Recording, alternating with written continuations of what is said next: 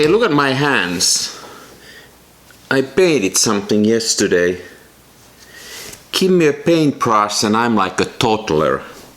The paint is all over the place, but not where it's supposed to be. Hey, but this is not what I was planning to talk about today.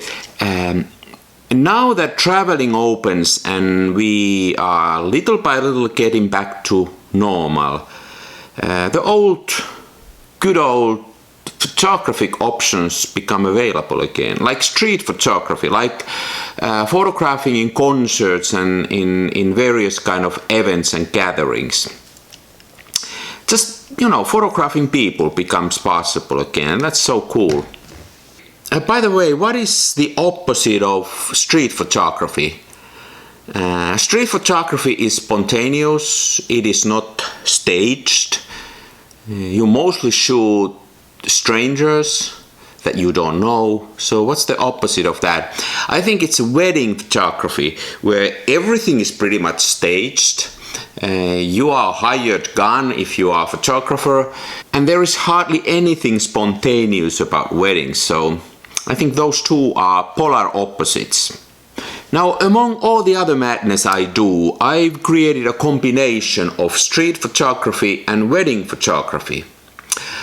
Like every time I'm shooting on the street and I see a wedding breaking out, I join the party. I just mingle with the crowd and take pictures. And the best part of that is that most of the time the other photographer, the hired gun, does all the hard work, all the staging and talking to people and setting them into nice locations. And I can just concentrate on taking my photos. Everybody from the bride side think that I'm with the groom and his family, and the other way around. And the photographer thinks that I'm just a family member who is just taking some pictures. Everybody is smiling at me and is happy, so it's really a pleasant experience most of the time. Okay, let's take a look at a few examples with my combined street photography, wedding photography method. I always smile when I look at these pictures, especially of course that I know what's behind these pictures, and yeah, let's take a look.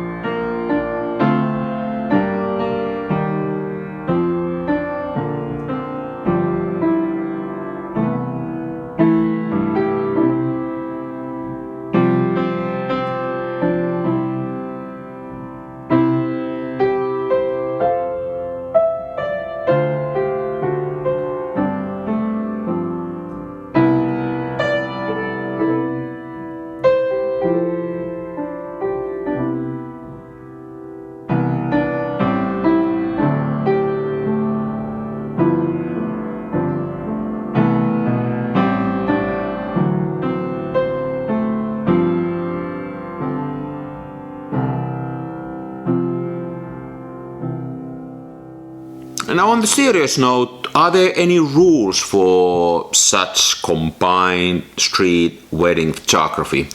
I think there's only one rule, and that is avoid the father of the bride. Like, think about the situation.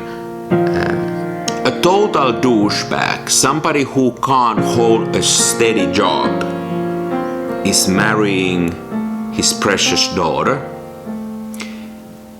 And not only that, the father is paying all the expenses.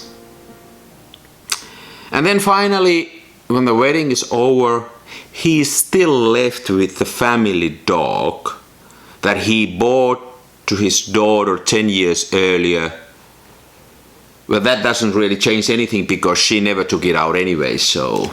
But anyways, he's stuck with the dog and this douchebag takes his daughter. So don't go near the father, try to avoid him and you should be fine.